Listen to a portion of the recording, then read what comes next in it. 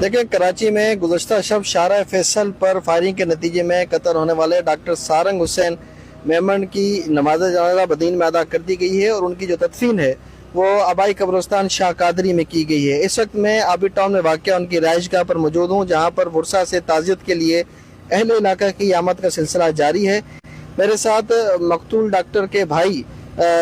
سرمد حسین موجود ہیں، ان سے اس واقعے کی تفصیلات لیتے ہیں۔ جی آپ یہ بتائیں کہ آپ کے جو بھائی ہیں وہ کتنے عرصے سے کراچی میں مقیم تھے، اور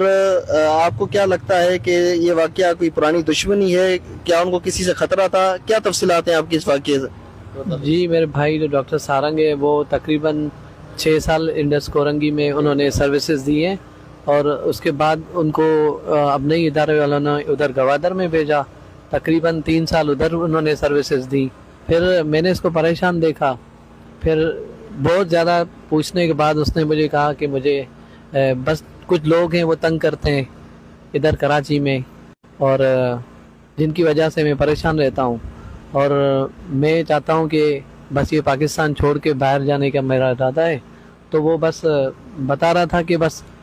ہے کوئی ایک بندہ ہے مجھے تنگ کرتا ہے، اس کا نام بس مجھے بتایا کہ حسیب نام ہے، تو اور کچھ بھی انہوں نے نہیں بتایا، بس ایک ہی نام یہ بتایا تھا، وہ بھی 1.5 مہینے پہلے، اور اس سے پہلے بھی شاید اس پہ کوئی 1-2 بار اس طرح کے اٹیک ہوئے تھے۔ اسی سے اس نے شادی کی ہوئی تھی اور ان کے ساتھ اپنی وائف ہی رہتی تھی، وہ ادھر صدر میں